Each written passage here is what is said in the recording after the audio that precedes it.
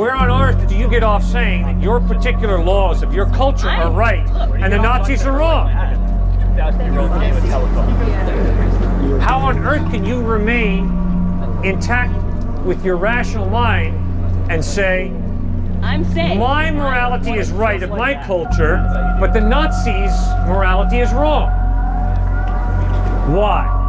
Because I assert that my morality is right and the Nazis are wrong. If there is no God, if I were to say, unless you can scientifically prove something to me, then I won't believe it. Then this is my faith. Yeah, that's your But science is based on a series of tests to try to prove something. It's not a final answer. But it's more than saying, well, since I don't understand, then obviously, I just don't know. I have to have faith in something. the statement, unless you can scientifically prove something it's not true, is a philosophy. Is that a philosophy? No, that would be empiricism. That's fact. Philosophy. I have another question. Earlier you were saying something about morality as a general being a proof for God. I didn't quite understand that. What if it's just a function of society? If it's just a function of society, Well, yeah, because then morality is relative. hundreds of years ago, what was acceptable then is not necessarily acceptable now. Like in Rome, you could have slaughtered a good amount of people and have been alright, depending on who it was. Now you can't really do that. You know what I mean? So we have now certain laws that dictate, it's not good to kill that amount of people. What up? That many people, you know what I mean? So I don't quite understand what you mean by a universal morality. I've never seen that to be true.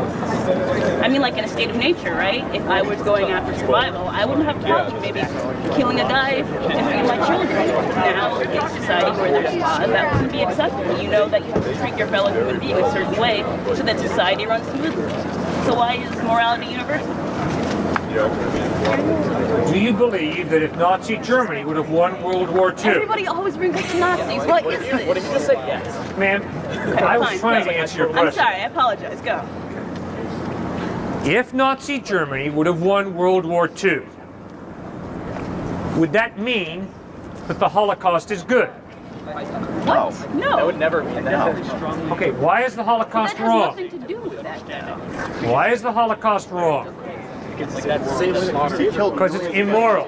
Okay, who defines morality? We're also speaking in a time frame now where we have law that also defines that kind of thing.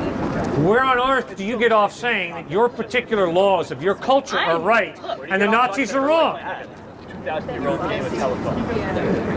How on earth can you remain intact with your rational mind and say, I'm saying my morality is right of my culture, but the Nazis' morality is wrong? Why? Because I assert that my morality is right and the Nazis are wrong. If there is no God, morality is created by the individual, by society, which means it's totally relative. But if there is a God, then it's possible that there are some moral absolutes. But if there's no God, morality is all relative. Now, can we agree on that or not? No. Okay. What is the basis of a moral absolute if there is no God? We don't know. It could have been an invisible hand process, like invented by an incredibly intelligent God who decided that we should develop a subjective process for ourselves. You can't prove God doesn't exist, but you can't prove He exists either. Yeah. Which is the same exact ground I think you're holding, is that everything's relative. That man creates individually everything that has ever been created on this planet has been a product of that which man has created. You can't prove that a God made anything. Can you prove anything in life?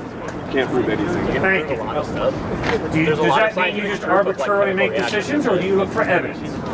Well, you have to take what you're given on this planet. I mean, everything you have around you, all the elements, all the forces that push you around, you make conclusions. I mean, I'm an engineer, and what I do is I take what I know, and I can make things, I can make machines, and I can try to benefit that which I have, but nothing's absolute ever.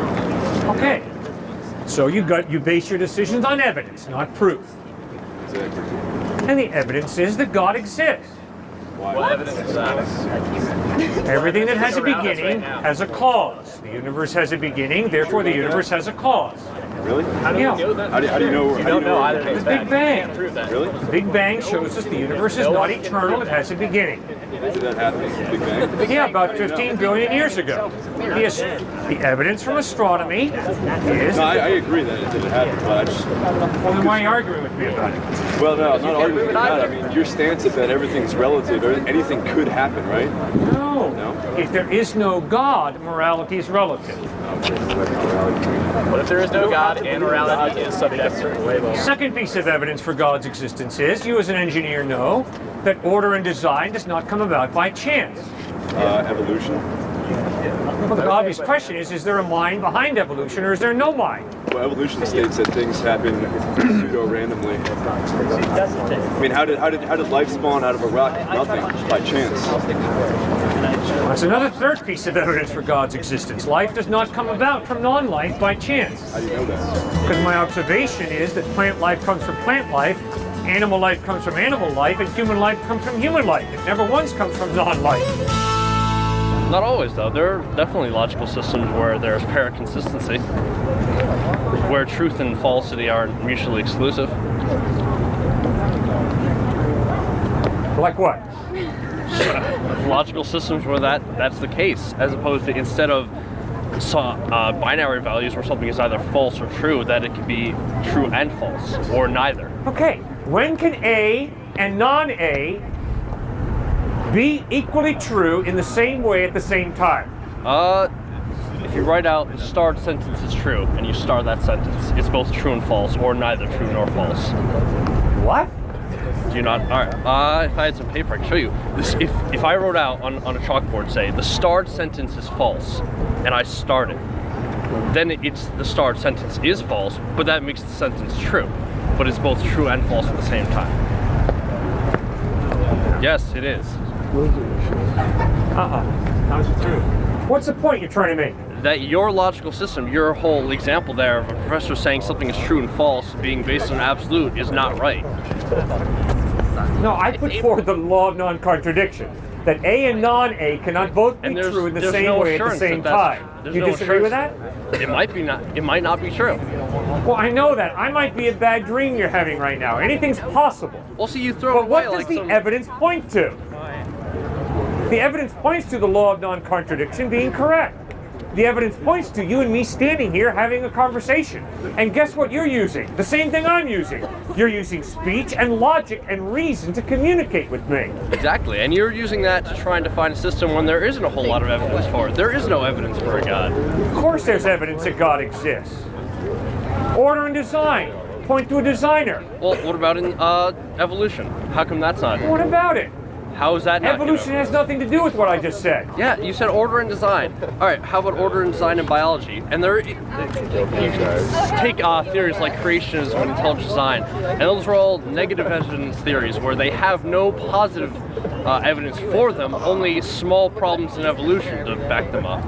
Sure, evolution is just a process, so the question still remains, is there an intelligent mind behind the process, or is there no intelligent mind behind the process? You're right, but it's not necessitated. Evolution doesn't necessitate an intelligent designer, so that's, once again, your evidence is poor, I would say. Well, fine. If you believe that designer genes don't have a designer behind them, if you believe that a BMW can come together as a result of a cyclone passing through a metal scrapyard, well, if you believe that oxygen, which is 21% of our atmosphere, if it was 25%, fires would break out all over the place. If it was 15%, we'd all suffocate. If you think that that kind of complexity can come about by chance, absolutely. I got to tell you, I can't be so gullible. Because everything in my experience is order and design and complexity of that nature demands an intelligent mind. So you're saying there's no chance ever? That there's no chance for anything's possible. It's possible I'm a bad dream you're having, okay? But the evidence is I'm real, the evidence is you're real. That's why we're continuing this conversation. This is why I am. So I don't base my life on proof, but I base my life on evidence. And the evidence is, sir, you don't get complexity by chance.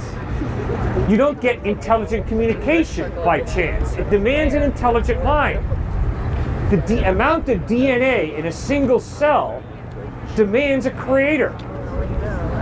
how can you have so much densely packed information without an intelligent mind? I feel like it's just someone who can't comprehend. That's the argument from incredulity. Basically, you don't know how it could happen, so you say God must have done it. No, there was Yes. an argument from experience. No, My that's experience terrible. is, All if right. I'm walking down the beach and I see ripples in the sand, and you ask me, hey dude, how'd the ripples get there? And I say the waves did it. Experience If we isn't a good- keep on walking down and we see John loves Mary written in the sand, and you say, hey dude, how'd that get there? And I say, because the waves made it. That's absurd. Why? Because John loves Mary is qualitatively different from ripples in the sand. I have seen life come from life. Never once have you or I seen life come from non-life. An atheist and agnostic is saying life can come from non-life. There is not one observation of that by anybody.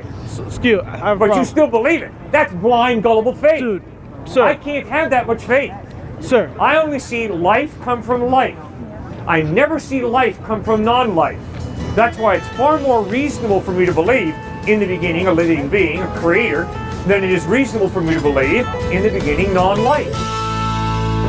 If man has free will and is able to make decisions on his own, for instance, I made a decision to talk to you right now. Right. Now God is infallible without fault. He doesn't seem time as a same conquest as us. It's like an open book for him. Right. Sees everything as one plane. So he already knows I'm going to make my decision to talk to you. Yep. So in reality, this is something that's already been planned out. God already knows which way I'm going, what I'm going to say to you, which way I'm going to turn. Yep. So in reality, man doesn't have free will because this is something that God already knows and understands to be planned. Good that be question. correct? Very hard question. When we say that God is all-knowing, we do not mean that God writes on a piece of paper what you and I are going to do tomorrow, locks it in a bank vault, and then you and I have to do what's on the paper tomorrow. Right. Instead, what we mean is, due to God's perspective outside of the dimension of time, God is eternal. God is not locked into the dimension of time the Right. way you and I are. Right. He is in a position to see what you and I will freely choose tomorrow. Right, but isn't that contradictory? Isn't that a circular logic? For instance, if God knows where I'm going to end up right now in 10 years, would you Yeah. agree that God knows right now where I'm going to be in 10 years? Right. He can see that. Right. Would you agree with that? Yep. Okay. So any decisions that I make up until that point to get me where I'm going to be in 10 years have already been knowledgeable to God, because he could drop back and say from 5 years he's going to be in here, from 5 minutes he's going to be here, and 1 second he's going to be here. So Right. in reality, although we comprehend our own free will, this is something that's already understood by God. So if God really is infallible and without fault, then man doesn't have free will. God is omnipresent, which means God can be in Storrs, Connecticut and Calcutta, India at the same time. Right. Why? Because God is outside of the dimension of space. He's not limited by space. Right. Which means God does not have a torso, a head, 2 arms, Exactly. and 2 legs. Right. Yeah, I understand. Because he is outside of the dimension of space, God can be in Calcutta, India, London, England, and Storrs, Connecticut at the same time. Right. Similarly, because God is outside of the dimension of time, God is eternal. Okay. God looks at all of history at a glance. Therefore, due to his perspective outside of time, Yeah. God sees what you and I will freely choose to do tomorrow. But so he knows what we're going to do. Because he's outside Right, yeah, I understand of the that, but I'm just dimension of saying- time. Right, so there's a entity, which we will call God. No, I'm not trying to put it into a human form. We'll call this entity God. So this godly form knows where we're going to be, like you said, in any time, in any place, and any space. So in reality, actions we make here are not free will, but they're actions that are already understood by God. He knows if I'm going to talk to you or if I'm not going to talk to you. And by knowing that, doesn't that take away man's free will altogether? No. If I watch a movie twice, I understand. and if that, I but- see the actions in the second time I watch the movie, and I know what he's going to do next, I knew what Dustin Hoffman or Tom Cruise or Liam Neeson is going to do next, it doesn't mean that I'm forcing him to do it. Yeah, no, I'm not saying he's forcing you, John. I'm saying, but all I'm saying is that wouldn't any decision we make or any action we make on Earth already be known by God? Would you agree with that? Yes. Okay. So although that we have the free will, as you would say, to make those decisions, aren't those decisions by already being known in reality not really free will? We're not making this decision of where we're going to go because this is already predestined to where we're going to end up. Okay. I can watch my little child reach out to touch a red hot stove. Yeah. I know that when that finger touches that red hot stove, it's going to recoil in pain. Just because I know that doesn't mean I am making the child touch the red hot stove and get burned. Yeah, I understand what you're saying. Just because I have knowledge that something's going to happen does not mean that I'm forcing it to happen. Okay. I understand what you're saying. What do you think about Christ? I really don't want to get into the whole thing. To tell you the truth, I think I just, like he said, I follow a lot of basic Christian Catholic values. I think that I'm taking my own free will to kind of make different decisions. I've read a lot of the Bible. There are some things that I just couldn't comprehend. All-powerful, loving God to think with some other people. I believe that humans are all equal. I think that we all do have flaws, obviously, like you said. But I think that with God, if there is a God, which I believe there is, being all-loving nature, that He wouldn't necessarily want us to, Leviticus 20:13, have the blood of a homosexual man spewed around the land. I don't necessarily think that would be a loving God's nature. Good. And so Jesus didn't do that, did he? Oh, I'm not saying he did, no, but Right. Jesus is the Son of God, and in reality, Jesus would be the equivalent of God, if you have that. Good. So you believe that Jesus was God? I'm saying if he was, though, I'm saying. He would have to be. If he's the Son of God, he would have to be God. One and the same Good. entity. One and the same thing. Right. And doesn't his resurrection from the dead point to him being God? Not necessarily. I think that if everything in the Bible is correct, then I think that without a doubt, yeah, he would be one with God, definitely. Okay. It's like water, steam.